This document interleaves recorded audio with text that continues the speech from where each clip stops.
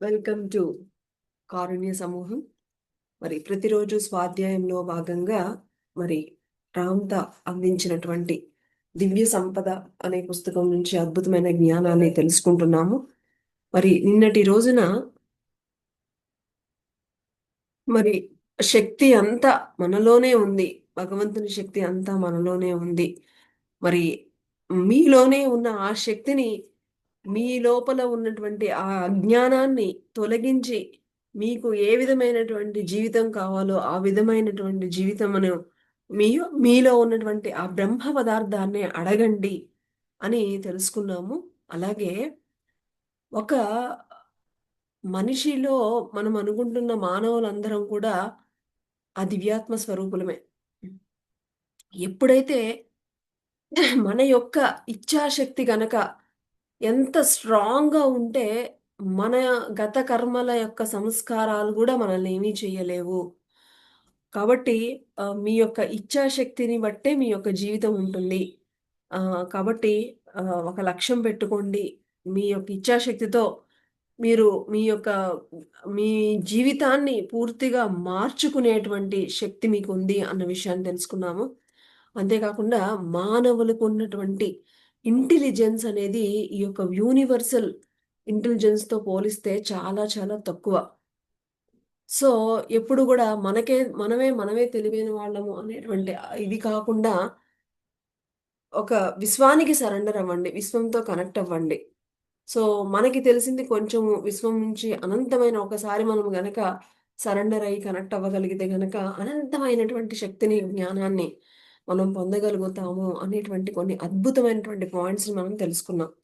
మరి ఈరోజు మరికొన్ని పాయింట్స్‌ని తెలుసుకుందాం మై డియర్ ఫ్రెండ్స్.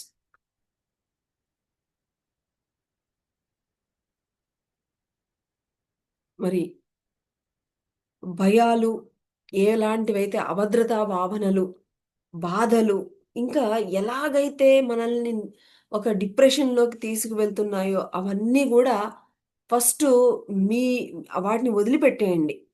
సో, మీ యొక్క తపన ఎలా ఉండాలి అంటే గనక, నా జీవితం ఆనందంగా ఉండాలి, హ్యాపీగా ఉండాలి. ఆ తపన మనలో ఉంటే గనక, మనము అలాంటి పరిస్థితులకి మనము కనెక్ట్ అవుతాము.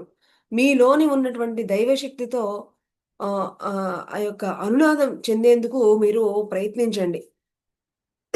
మీలోని మహాశూన్యం మరి తో మీరు అందులోకి ప్రవేశించండి. భయాలు, బాధలు అనేవి మనసు పై పొరలలో ఉంటాయి. అంతర ప్రపంచంలో ఉండనే ఉండవు. మనకి మన జీవితంలో ఉండేటువంటి ఏమైతే ఒడిదుడుకులు, ఈ ఛాలెంజెస్ ఇవి మనల్ని ఏం చేస్తూ ఉంటాయంటే, మన అంతరంలోకి కూడా వెళ్ళడానికి ఇవే అడ్డుపడుతూ ఉంటాయి. కానీ ఒక్కసారి మనం ఆ అంతరంగంలోకి వెళితే అవన్నీ పై పొరల్లాంటివి అని మరి రామ్‌దా చెప్తున్నారు. మీలోని దైవత్వాన్ని విస్మరించింది ఎవరు? దానిని మరుగుపరినిచ్చింది ఎవరు? మీరే. మనమే. ఒక తప్పు చేసేటప్పుడు మనలో ఉన్నటువంటి దైవత్వము ఎప్పుడు నువ్వు తప్పు చేశావు అని చెప్తుంది. కానీ మనము అవేమి పట్టించుకోకుండా ఒక 5, 6 సార్లు చెప్పినా గూడా వినలేదనుకోండి, ఆరోసారి చెప్తుందా? చెప్పడం మానేస్తుంది. ఇప్పుడు మనమైనా అంతే గదా! పిల్లలకి ఒకసారి చెప్తారు, 2 సార్లు చెప్తారు, 3 సార్లు చెప్తారు. ఇక చెప్తే వీడు ఇంతేలే అని వదిలేస్తారా లేదా? అలాగే మన లోపల ఉన్నటువంటి దైవత్వం కూడా మనల్ని ఒక విషయం గురించి అలర్ట్ చేస్తుంది. మనము గనక అది విని దాన్ని ఫాలో అయ్యాము అంటే గనక అద్భుతంగా ఉంటుంది. దాన్ని నెగ్లెక్ట్ చేస్తేనే మనము దానికి దూరంగా వెళ్ళిపోతాము. అనేక ఒడిదుడుకులకు, అనేక పరిస్థితులకు అవే కారణం అని కూడా రామగా చెప్తున్నారు. మీరు ఆకలితో ఉన్నారా? మీరు పేదరికంలో ఉన్నారా? బాధపడుతున్నారా? అనారోగ్యంతో ఉన్నారా? ఎటువంటి పరిస్థితులు అయినా కూడా తక్షణమే మీ అంతర ప్రపంచాన్ని, మీలో దైవ సామ్రాజ్యాన్ని ఆశ్రయించండి.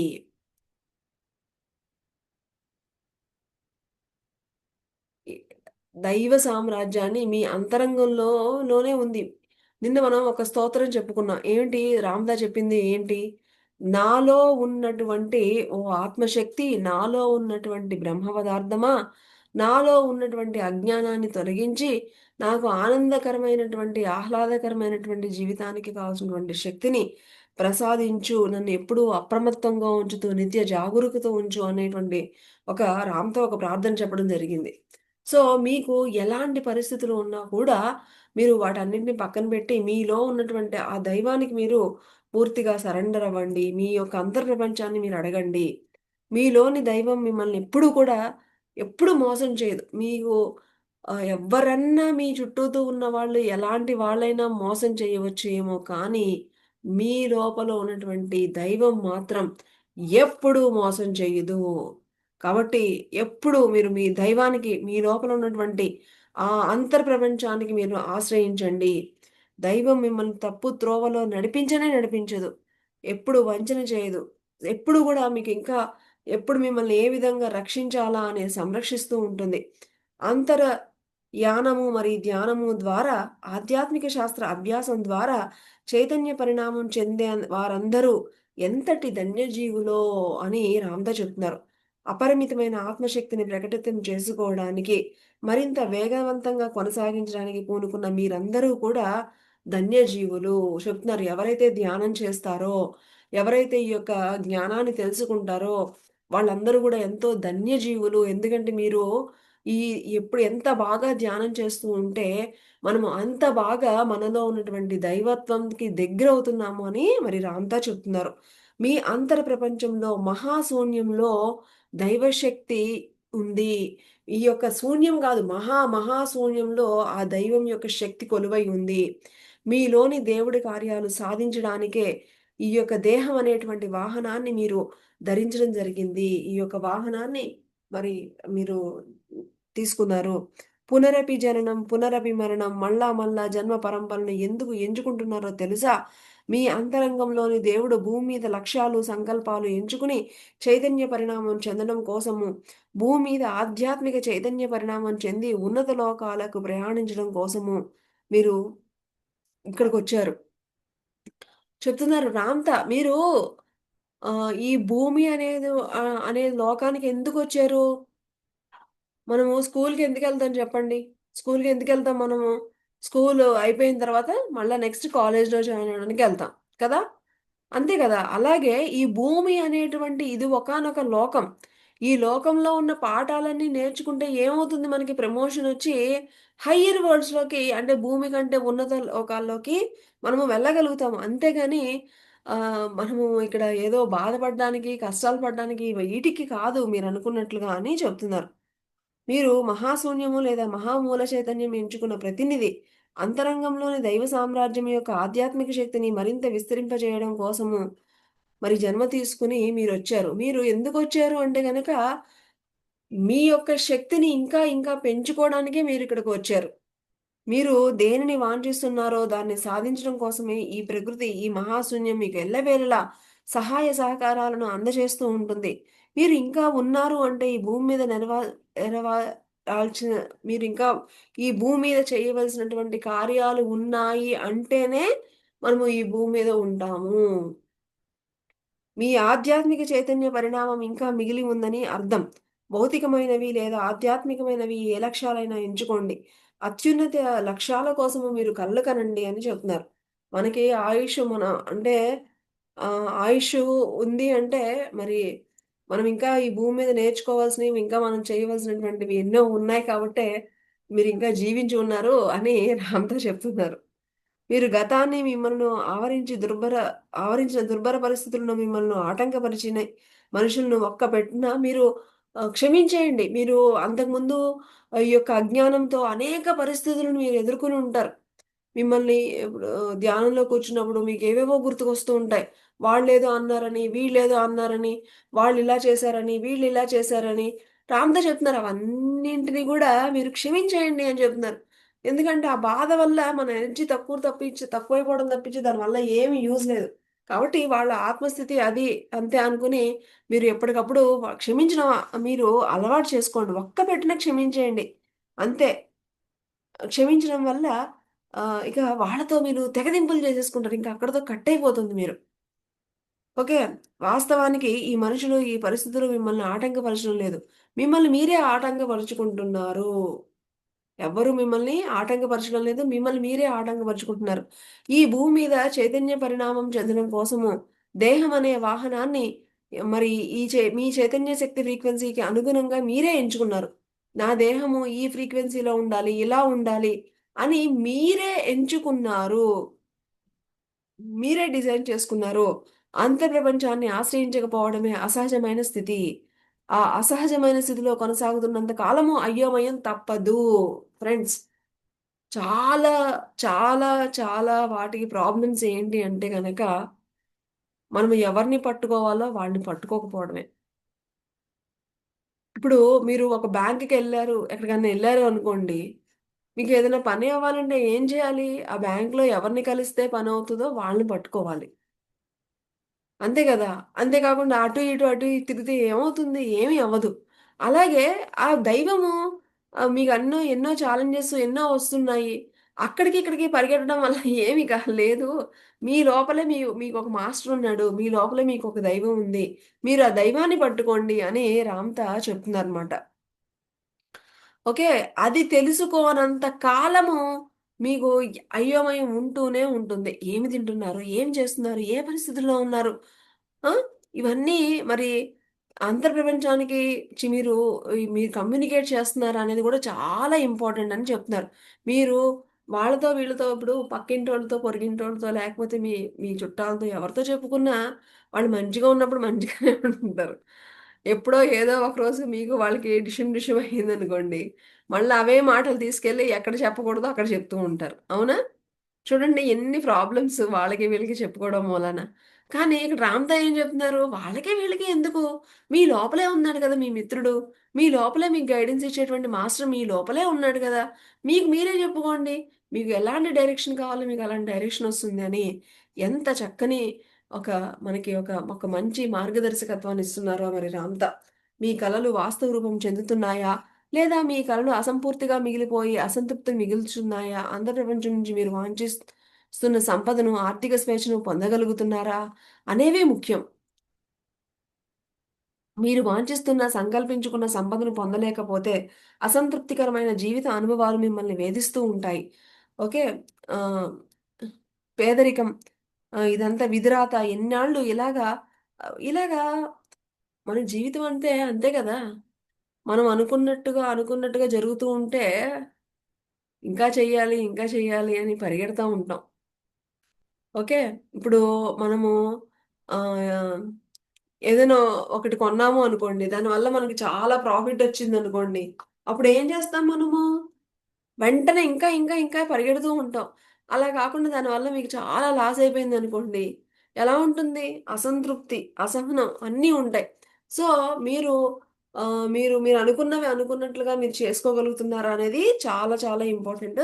ఎందుకంటే అది కూడా మీ యొక్క తృప్తికి, సంతృప్తికి కూడా అది లింక్ అయి ఉంటుంది. ప్రతి క్షణము మీరు ఆనందంగా జీవిస్తున్నారా అనేదే ఇంపార్టెంట్. ఈ సృష్టి కార్యాన్ని సృష్టించే శక్తిని అర్థం చేసుకునేందుకు ఎన్ని గ్రంథాలు చదివినా మీకు విశదం కాదు. కేవలం ఎమోషన్స్ ద్వారానే సాధ్యపడుతుంది. ఎమోషన్స్‌తో అంతర్యానం చేసినప్పుడు మాత్రమే సృష్టించే శక్తిని దర్శించగలుగుతారు. చదివితే రాదు. ఇప్పుడు ఒక పాయింట్ చెప్పుకుంటే ఆ పాయింట్ ఎంతమందికి అర్థమవుతుంది చెప్పండి? ఎవరికైతే అన్ అర్థం చేసుకునేటువంటి అవగాహన శక్తి ఉందో వాళ్ళకి వాళ్ళ యొక్క అవగాహన శక్తికి అనుగుణంగా వాళ్ళు అర్థం చేసుకుంటూ ఉన్నాం మనందరం గూడా. అంతే గదా! సో, మన లోపల శక్తి సరిగ్గా లేదు అన్నప్పుడు మనం ఎంత చదివినా మనకేమి అర్థమే కాదు. కాబట్టి మనం చేయవలసిందేంటి అది పెంచుకోవాలి. మీలోని మహాశూన్యాన్ని దర్శించడానికి గల మార్గాలను మరి ఏంటి అంటే తెలివితేటలు, వాక్చాతుర్యము, డంబాలు పలకడము, ప్రగల్భాలు పలకడం, కాలయాపన తప్పించితే అంతకంటే ఏమీ లేదు. చూడండి కానీ మనందరం చేసేది ఇదే. ఒక చిన్న పని చేశాము అంటే 10 మందికి చెప్పుకుంటాం. డంబాలు అంటే డంబాలు పలకడం. డంబాలు అంటే గొప్పలు చెప్పుకోవడం. దానివల్ల మరి మీ యొక్క వాక్చాతుర్యం మీరు విపరీతంగా మీరు బాగా మీకు మంచి వాక్చాతుర్యం ఉంది గదా! అని చెప్పేసి లడాబిడా వాగితే ఏమి యూజ్ ఏమి ఉండదు. ఓకే. ఇవన్నీ టైం వేస్ట్ ఇవన్నీ గూడా అని చెప్తున్నారు. యెస్. 100% అపరిమితమైన సత్యము మాటల ద్వారా లేదా పదాల ద్వారా వర్ణించబడదు. అలా వర్ణించబడితే ఆ సత్యం చాలా పరిమితమైనదిగానే ఉంటుంది. గొప్ప గొప్పవి చాలా సూక్ష్మంగా ఉంటాయి. వాటిని మాటలతో చెప్పేటట్టుగా ఉండదు. ఆ! ఎవరికి సాధ్యం? అలా చెప్తే అది చాలా చిన్నదే అది. ఓకే. మీరు గొప్ప దేవుళ్ళు, కాంతి స్వరూపం. తమ ఫ్రీక్వెన్సీని తగ్గించుకొని మానవ రూపాల్లో విరాజిల్లుతున్నారు. మానవ రూపంలో ఉంటున్న కాంతి స్వరూపాలు మీరు. దాన్ని వర్ణించడానికి మాటలు లేవు, పదాలు లేనే లేవు. ప్రేమ, ఎమోషన్స్‌తో మాత్రమే ఆ కాంతి స్వరూపాన్ని తెలుసుకోగలుగుతారు. సత్యంలో మాత్రమే కాంతి స్వరూపం మరి అనునాదం చెందుతుంది. సత్యంలో మాత్రమే ఆ దివ్య తేజస్సు దర్శించగలుగుతారు. సో, ఇవన్నీ మాటల వల్ల మనకి ఏమి యూజ్ ఏమీ ఉండదు మై డియర్ ఫ్రెండ్స్. సో, మాటలు మనం గొప్ప గొప్పలు చెప్పుకుంటున్నాము. ఆ! డంబాలు పలుకుతున్నాము. ఇవన్నీ గూడా మీ యొక్క వాక్చాతుర్యము ఇవన్నీ గూడా టైమ్ వేస్ట్. మీరు మీరు మీరెవరో చెప్పేటువంటి మీరు తక్కువ వాళ్ళు కాదు. మీరందరూ గూడా కాంతి స్వరూపులు. ఈ భూమి మీద అనుభవాలు నేర్చుకోవడానికి వచ్చినటువంటి కాంతి స్వరూపులు. భావనా సంపదను ప్రవర్తమానం చెందించుకుంటూ చైతన్య పరిణామం చెందుతున్న దివ్యాత్మలు మీరందరూ అని రామ్‌త మన గురించి చెప్తున్నారు. మీ దేహంలో ఎక్కువ మోతాదు ద్రవ పదార్థంతో నిండిపడింది. ఘన పదార్థం మోతాదు చాలా తక్కువ. ద్రవ పదార్థం మీ ఆరోగ్యాన్ని బలంగా ప్రభావితం చేస్తుంది. చూడండి మన దేహంలో ఎక్కువ లిక్విడ్ పర్సెంటేజే ఎక్కువుంటుందంట. అలాగే ఘన పదార్థం అంటే ఘన పదార్థము చాలా తక్కువ. ద్రవ పదార్థం మీ ఆరోగ్యం బలంగా ప్రభావితం చేస్తుంది. ఎప్పుడు కావాలంటే అప్పుడు తక్షణమే మీ ఎమోషన్స్, ఫీలింగ్స్ ద్వారా మీ దేహంలో జీవ రసాయనాలను, విద్యుత్ అయస్కాంత శక్తి మార్పులను చెందించి చక్కగా మరి ఈ ద్రవ పదార్థం నింపడం మన దాంట్లో ఎక్కువ ఈ యొక్క లిక్విడ్ గా ఉండడానికి లిక్విడ్ ఐటెమ్ అంటే లోపల ఉన్నటువంటి ద్రవ పదార్థంలో ఎక్కువ ఉండడానికి గల కారణం ఏంటి అంటే మనం ఎక్కువగా త్వరగా ఎమోషన్స్‌కి, వాటికి అన్నింటికి గూడా రియాక్ట్ అయినప్పుడు మన లోపల కెమికల్స్ సరైనటువంటి కెమికల్స్ అవన్నీ గూడా అప్పటికప్పుడు రిలీజ్ అవ్వడానికనమాట. మరి ఆత్మశక్తిలోని చైతన్య పదార్థాన్ని ప్రభావితం చేసేది ఏమిటో తెలుసా? మీ ఎమోషన్స్ ఆత్మశక్తిని ప్రేరేపించి భౌతిక జీవిత అనుభవాలను సృష్టింపజేస్తాయి. చూడండి మీ ఎమోషన్సే మీ యొక్క ఆహ్, ఆత్మశక్తిని ప్రేరేపిస్తూ ఉంటాయట. ప్రేరేపించి భౌతిక జీవితాలను మనం మనం ఏదైతే భౌతిక జీవితాలు ఏర్పరుచుకుంటున్నామో, అవన్నీ ఎలా ఏర్పడుతున్నాయి అంటే, మీ యొక్క ఎమోషన్స్ ద్వారా అని చెప్తున్నారు. మీ సంకల్పం, ఊహాశక్తి ద్వారా మీలోని దైవశక్తి సాన్నిధ్యానికి మిమ్మల్ని చేర్చేది ఏమిటి అంటే గనక, అది మీ ఎమోషన్సే. మరి ఈ దివ్య తేజస్సు ఎక్కడి నుంచి ఉద్భవిస్తుంది? ఈ దివ్య తేజస్సు సృష్టికర్త ఎవరు? మహామూల చైతన్యమే ఈ దివ్య తేజస్సు. మరి తా ధ్యానం ద్వారా ఆహ్, మరి ఈ ధ్యానం ద్వారా సృష్టించుకుని ఆహ్, ఎమోషన్స్ ఉత్సాహం వల్లనే ఇవన్నీ గూడా అసలు ఎలా క్రియేట్ అయింది ఇదంతా అంటే గనక, ఆ ఉత్సాహం తనను తను తెలుసుకోవాలని ఆ యొక్క ఎమోషన్స్‌తోనే మనం అన్నీ గూడా మన జీవితంలో అన్నీ గూడా సృష్టించుకుంటున్నాము. ఇప్పుడు ఒక చీర కొనుక్కోవాలి అనుకోండి, మనకేదో పార్టీలో చూసినప్పుడు ఆ చీర చాలా బావుందబ్బా! ఎంత బావుందో అని అనుకుంటూ ఉంటాం గదా! సో, అక్కడ మనకేమవుతుంది అదొక ఎమోషన్ అనమాట. సో, ఎప్పుడైతే మనం అదంత ఎమోషనల్‌గా ఫీల్ అవుతుంటామో డెఫినెట్‌గా మనం అలాంటి చీరనే కొనుక్కోవడం జరుగుతూ ఉంటుంది. సో, మన జీవితంలో పొందేవన్నీ గూడా మనం ఎలా పొందుతున్నాము అంటే గనక, మన యొక్క ఎమోషన్స్ ద్వారానే అని మరి రామ్‌తో చెప్తున్నారు. ఇది మై డియర్ ఫ్రెండ్స్ ఈరోజు. మరి తిరిగి రేపటి స్వాధ్యాయంలో కలుసుకుందాం. Thank you.